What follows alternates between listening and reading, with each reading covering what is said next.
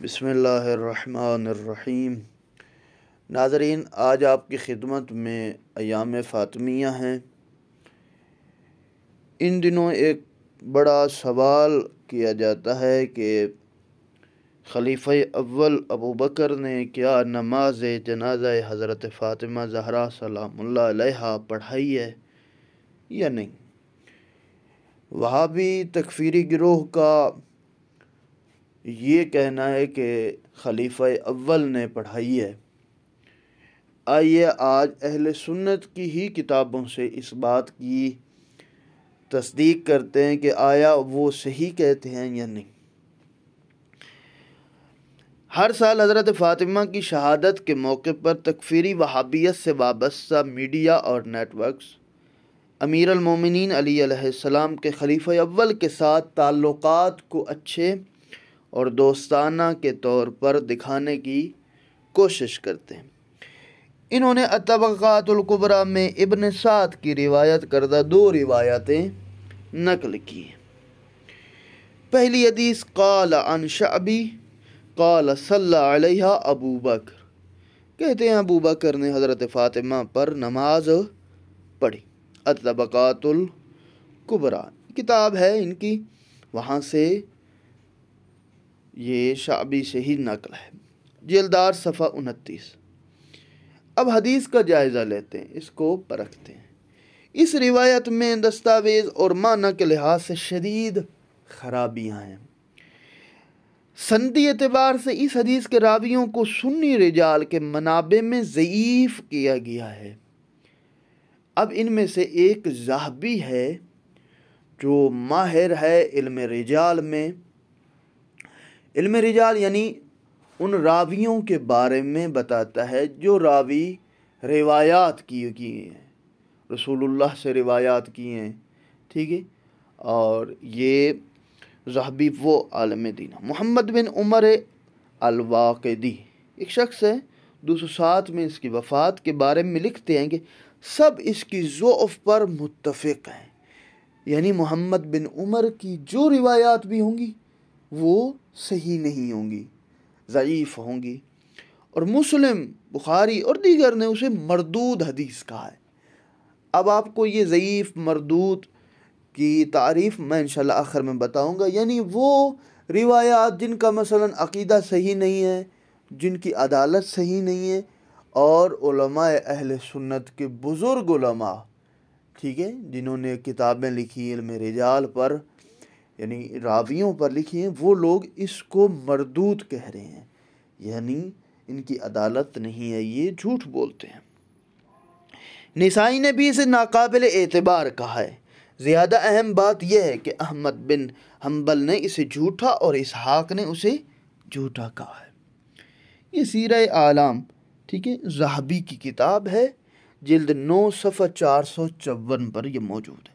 دوسرے راوی قیس بن ربی ہیں جو اس کو روایات کو نقل ہیں۔ ذہبی نے اسے بھی ضعیف السند سمجھا اور اس کا حوالہ دیتے ہوئے کہا کہ یعقوب بن شیبہ نے اسے غلط سمجھا۔ نسائی نے اسے متروک حدیث کہا ہے، اور ابو حاتم الرازی نے کہا کہ ان کی احادیث کا حوالہ پر احتجاج نہیں کیا جاتا، ٹھیک ہے۔ یہ احتجاج مطلب یہ نہیں کہا جاتا کہ یہ ٹھیک کہتے ہیں، نہیں، سب مانتے ہیں تو ہم بھی اسی بات کے قائل ہیں کہ یہ راوی صحیح نہیں ہے۔ سیرہ اعلام میں یہ جلد 8 اور صفحہ 42 پر موجود ہے۔ تعارض حدیث، پہلی حدیث جو انہوں نے ذہبی نے نقل کی ہے اور وہ وہاں طبقات الکبریٰ میں موجود ہے۔ تعارض کیا ہے؟ وہاں اس نے لکھا ہے کہ جناب پیج نمبر 29 پہ، جلد 8 پہ، کہ حضرت خلیفہ اول نے پڑھائی، لیکن صفحہ 30 پہ لکھ رہا ہے کہ نہیں، خلیفہ اول نے نہیں بلکہ امام علی علیہ السلام نے۔ ابن سعد نے کی ایک روایت لکھی ہے جو پوری طرح نقل کی گئی ہے، کیا امام زین العابدین علیہ السلام سے روایت منقول ہے کہ امام نے ابن عباس سے حضرت فاطمہ کے دفن کے بارے میں پوچھا۔ ابن عباس کہتے ہیں کہ رات کو دفن کیا گیا تھا، پھر امام نے سوال کیا کس نے بی بی پر نماز پڑھی، تو ابن عباس کہتا ہے مولا علی علیہ السلام نے پڑھی۔ دوسری حدیث ابن سعد کی روایت بخاری کی صحیح روایت کے خلاف ہے، ٹھیک ہے، امام بخاری نے اپنی کتاب بخاری میں یہ درج کیا ہے کہ بخاری نے صحیح روایت میں نقل کیا ہے کہ جب حضرت زہرا کا انتقال ہوا تو امیر المومنین نے ان کی میت کو رات کے لیے تیار کیا ہے، مولا علی علیہ السلام نے، اور اسے دفن کیا اور خلیفہ اول کو تدفین کے لیے اطلاع بھی نہ دی، اور انہوں نے خود حضرت فاطمہ کے لیے دعا کی، یعنی نماز پڑھی۔ یہ صحیح بخاری میں جلد 5 صفحہ 82 پہ موجود ہے۔ یہ روایت واضح طور پر بتاتی ہے کہ خلیفہ اول کو بنیادی طور پر جنازہ اور تدفین میں شرکت کی اجازت نہیں تھی۔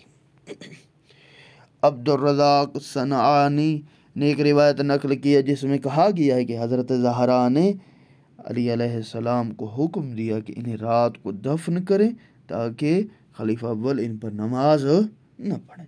مصنف نے یہاں پر بتایا کہ جلد 3 صفحہ 521 حدیث نمبر 6554 پر موجود ہے۔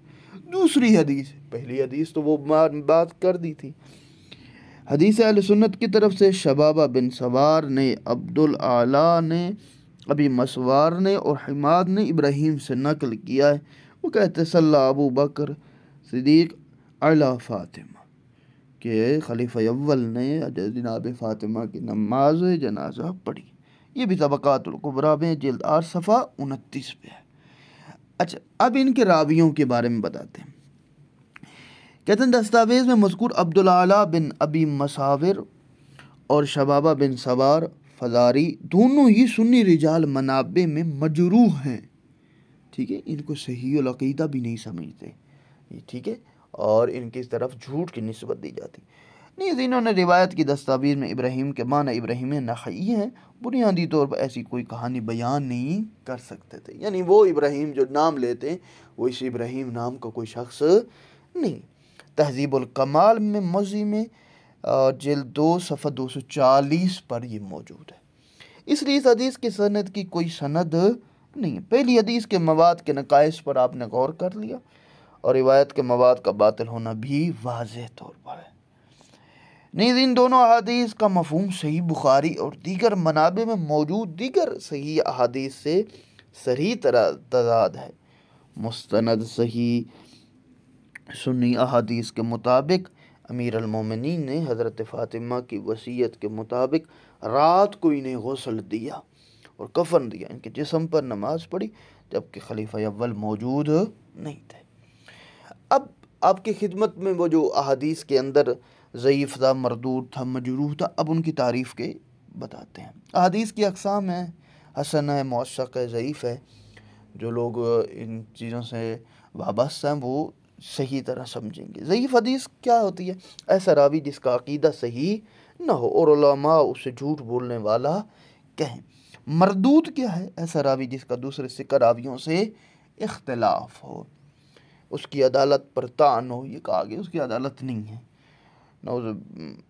اور تیسرا وہ حدیث جس کی سند کا تو ٹھیک ہے روایت نقل کرتے ہوئے بتایا جاتا ہے میں نے فلاں سے نقل کیا، فلاں سے نقل کیا، کوئی 20-25 افراد کا نام لیتا ہے جو اپنے زمانے کے بڑے علماء اور محدث ہوتے ہیں، جن کی وجہ سے حدیث کہنے والے ہوتے ہیں، ان کا نام لیتا ہے۔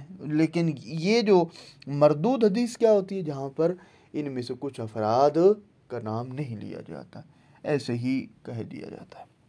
مجروح اس حدیث کے لیے کہا جاتا ہے جہاں پر راوی عادل نہیں ہوتا، اور اس پر عمل نہیں کیا جائے گا۔